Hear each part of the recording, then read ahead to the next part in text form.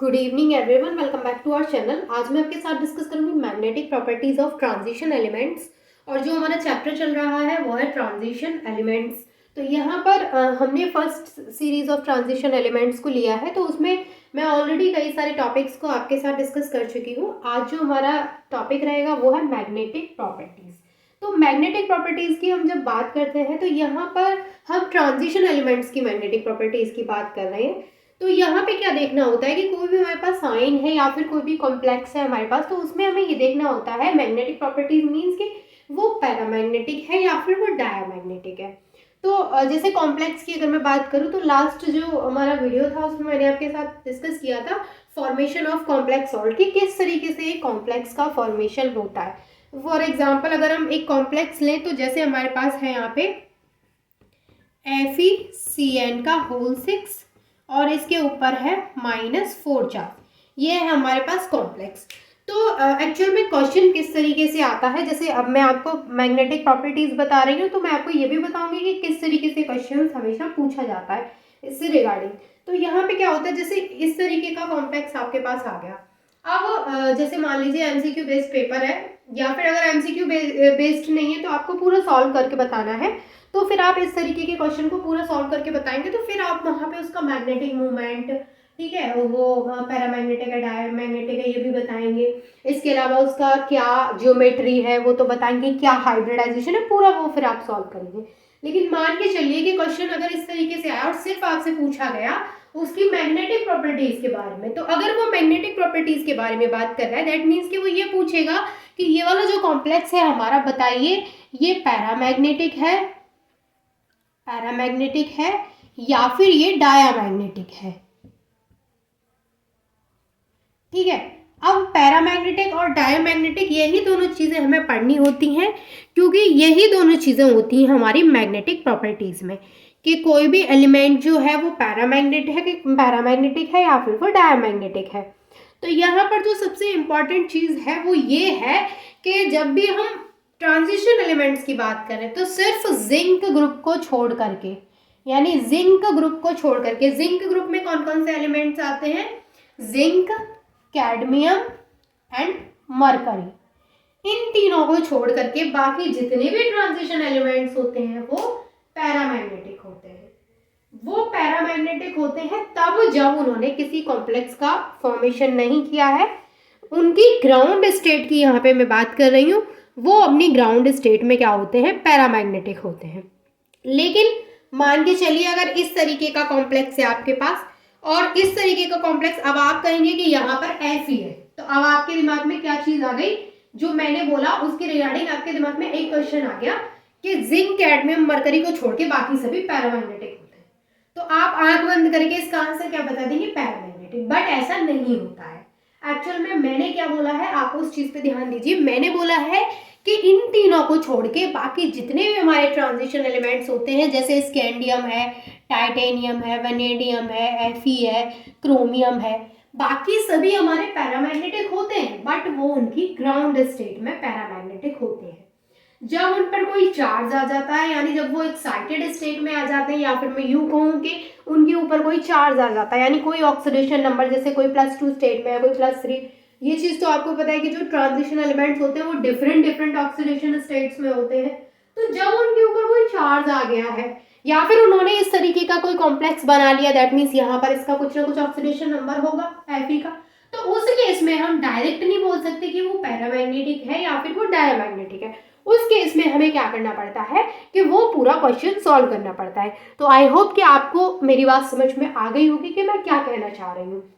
अगर हम बात कर रहे हैं ग्राउंड स्टेट की, अगर एक सीधा सीधा क्वेश्चन आता है कि ट्रांजिशन एलिमेंट्स पैरामैग्नेटिक होते हैं या फिर डायामैग्नेटिक होते हैं और आपको उसको एक्सप्लेन करना है, तो आप उसको सिर्फ इतना ही एक्सप्लेन करेंगे कि वो अपनी ग्राउंड स्टेट में सभी ट्रांजिशन एलिमेंट्स पैरामैग्नेटिक होते हैं एक्सेप्ट दीज 3 एलिमेंट्स, यानी जिंक, कैडमियम, मरकरी को छोड़ के बाकी के सभी एलिमेंट्स हमारे पैरामैग्नेटिक होते हैं जब वो अपनी ग्राउंड स्टेट में होते हैं।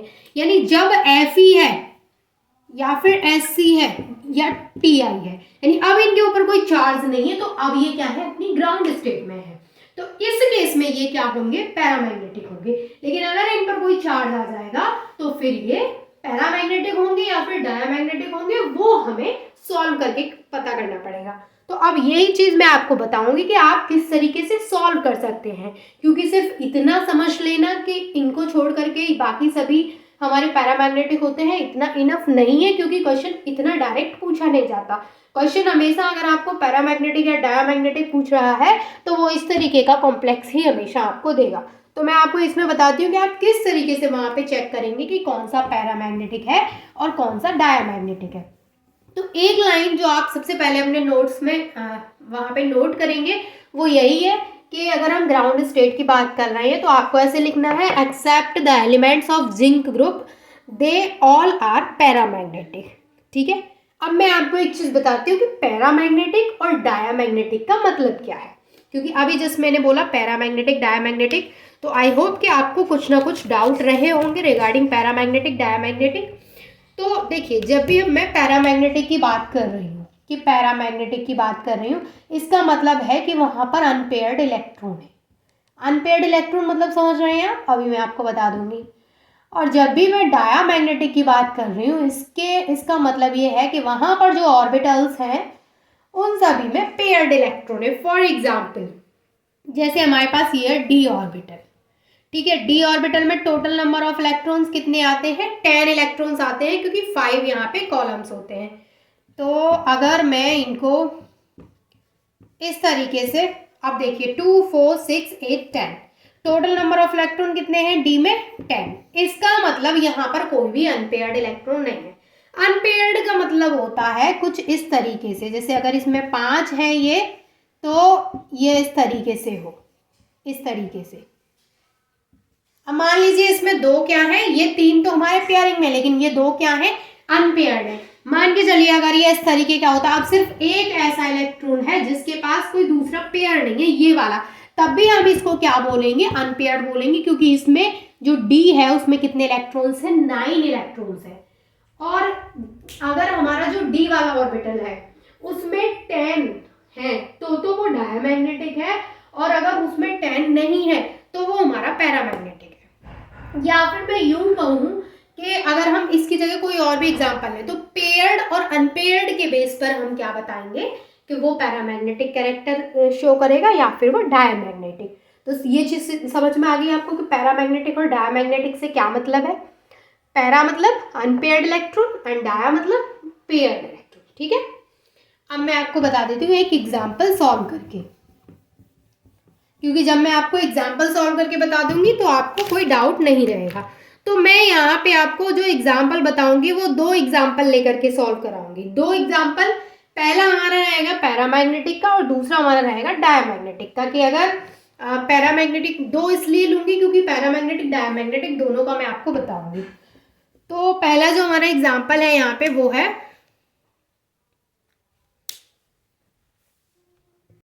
देखिए फर्स्ट जो हमारा एग्जाम्पल रहेगा वो है क्रोमियम का। हम यहाँ पे कॉम्प्लेक्स आयन लेंगे CrNS3 का होल 6 और इसका +3 पूरे पे ओवरऑल चार्ज है।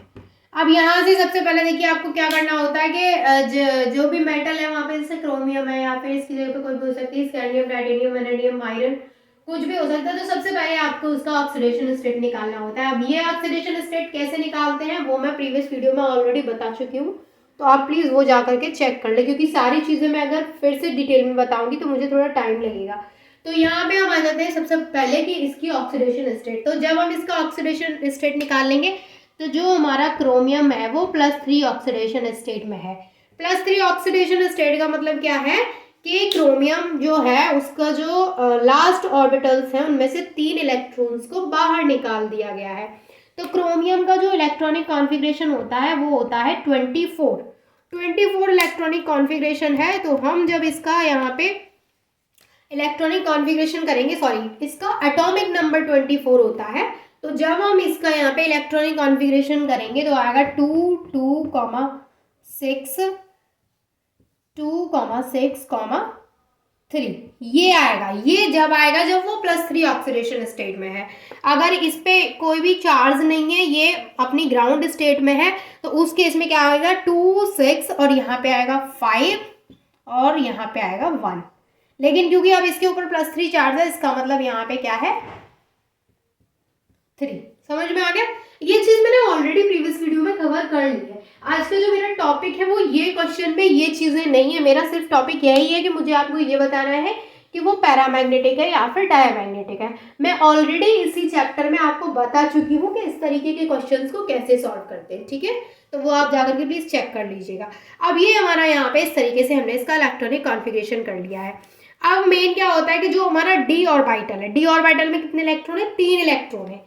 तो हम जो क्रोमियम है उसका इस तरीके से डी ऑर्बिटल बना लेंगे। ये हमने 3D बना लिया। अब यहाँ पे हम 4s बना लेंगे और यहाँ पे हम 4p वाला ऑर्बिटल बना लेंगे, ठीक है? कोई दिक्कत? यहाँ तक कोई दिक्कत नहीं है। अब देखिए इस कॉम्प्लेक्स से हमें ये पता चल रहा है कि एक क्रोमियम ने 6 अमोनिया यानी 6NH3 के साथ में क्या कर रखी है? यहाँ पे बॉन्डिंग कर रखी है। एक क्रोमियम का यहाँ पे आयन हमने यूज किया है और उसने 6NH3 के साथ में बॉन्डिंग कर रखी है। तो अब इसने यहाँ पे 6NH3 के साथ में बॉन्डिंग कर रखी है, इसका मतलब ये है कि यहाँ इस क्रोमियम से 6NH3 अटैच है। तो 6 कॉलम तो हमें चाहिए ही NH3 के लिए। अब डी में कितने इलेक्ट्रॉन है क्रोमियम के पास? सिर्फ 3। तो क्रोमियम के 3 इलेक्ट्रॉन को मैं यहाँ फिल कर दूं 1 2 3। अब NH3 के लिए कितने कॉलम चाहिए? क्योंकि 6NH3 है तो एक NH, 2 यहाँ पे 6NH3 है तो इस तरीके से आएंगे। देखिए 2 यहाँ पे आ गए, 2 यहाँ पे,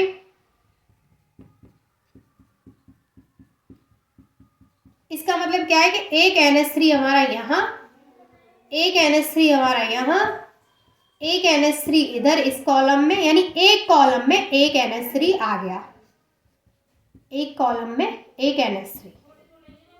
इसको क्या करते हैं हम जनरली, इनको इस तरीके से दो इस तरीके से क्रॉस के से साइन बना करके वहां पे शो कर देते हैं कि इस तरीके से बॉन्डिंग हो रही है।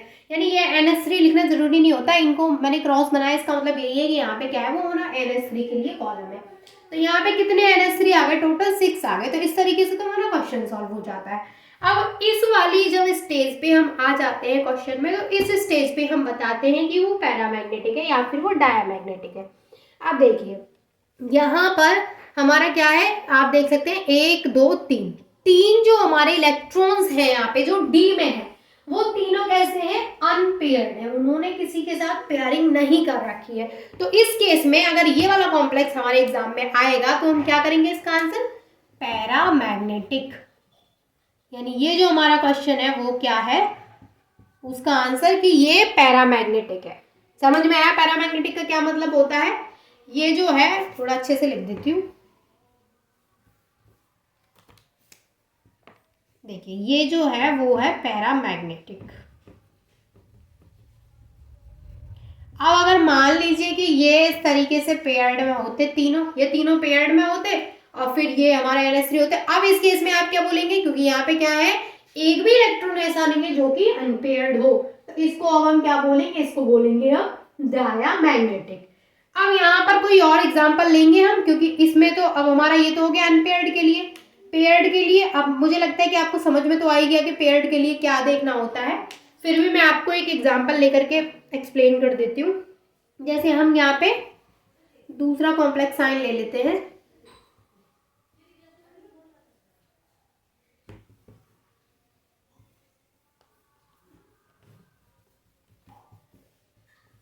देखिए जो हमारा नेक्स्ट एग्जाम्पल है जिसमें कि हम देखेंगे कि पैरामैग्नेटिक होता है डायमैग्नेटिक, तो उसके लिए हम एग्जाम्पल लेंगे FeCN का होल 6 -4। यहाँ पर जो Fe है वो +2 ऑक्सीडेशन स्टेट में है, और +2 ऑक्सीडेशन स्टेट में जब हम इसका यहाँ पे इलेक्ट्रॉनिक कॉन्फ़िगरेशन करेंगे तो आएगा 2 2,6 2,6,6। यही वाला क्वेश्चन है जो मैंने लास्ट वीडियो में सॉल्व करके बताया था आपको कि फॉर्मेशन ऑफ कॉम्प्लेक्स आयन, यही क्वेश्चन मैंने वहां पे सॉल्व करके बताया था। और ये क्वेश्चन पूरा डिटेल में मैंने आपको बताया था कि इस तरीके के क्वेश्चंस को कैसे सॉल्व करते हैं। और उसी वीडियो में मैंने आपको एक और वीडियो का लिंक दिया था जहां पर मैंने इस तरीके के कई क्वेश्चंस आपको सॉल्व करना बताए थे, और वो जो क्वेश्चंस थे वो मैंने BBT में बताए थे, वैलेंस बॉन्ड थ्योरी में, कि किस तरीके से आप इस तरीके के क्वेश्चंस को सॉल्व करेंगे। तो आप जाकर के चेक कर सकते हैं अगर आपको इस तरीके के क्वेश्चंस को सॉल्व नहीं करना आता है तो। तो यहाँ पर हमने क्या कर लिया, इसका इलेक्ट्रॉनिक कॉन्फ़िगरेशन कर लिया। अब इसके बाद हम क्या करेंगे, 3D के लिए ऑर्बिटल बनाएंगे। यहाँ पे 1 2 3 4 अच्छे से बना दूँ। देखिए अब हम यहाँ पे 3D के लिए ऑर्बिटल बनाएंगे। 1 2 3 4 5, यहाँ पे 4s के लिए और यहाँ पे हम बनाएंगे 4p के लिए। ठीक है, क्लियर। अब यहाँ पर डी वाले में देखिए आयरन का इलेक्ट्रॉनिक कॉन्फ़िगरेशन किया है हमने, तो आपको पता है आयरन का एटॉमिक नंबर कितना होता है, 26। ठीक है, तो अब जो डी वाला ऑर्बिटल है उसमें कितने इलेक्ट्रॉन है, 6 इलेक्ट्रॉन है। यहाँ पे 1 2 3, ठीक है, इसके बाद 4 5 एंड 6 इस तरीके से आ जाएंगे। और यहाँ पे हमारे क्या आएंगे, इनमें आएंगे CN कितने हैं, 6। पूरा क्वेश्चन मैंने सॉल्व करना बताया आपको और पूरा डिटेल में पढ़ना है, तो आप जाकर के चेक कर सकते हैं। तो अब यहाँ पे क्या है, यहाँ पे तो आ गया हमारा CN। अब ये इसमें जो 6 इलेक्ट्रॉन है वो इस तरीके से यहाँ पे फिल हो गए। अब आप बताइए इसमें कोई भी अनपेयर्ड इलेक्ट्रॉन है, नहीं है। तो इसका आंसर अगर इस तरीके का कॉम्प्लेक्स आए पूछे कि इसका ये पैरामैग्नेटिक है या फिर डायमैग्नेटिक है, तो क्या बोलेंगे, पैरा नहीं है, ये क्या है, डायामैग्नेटिक है, डायामैग्नेटिक। समझ में आ गया magnetic properties of transition elements, किस तरीके से हमें चेक करना होता है कि वो पैरामैग्नेटिक है या फिर वो डायामैग्नेटिक है। अगर कोई भी डाउट है तो वो आप मुझसे पूछ सकते हैं। आई होप कि यहाँ तक चीज़ें क्लियर हैं, और कोई डाउट है तो वो आप मुझसे पूछ लीजिए। I am here to solve your all doubts and thank you so much for watching this video.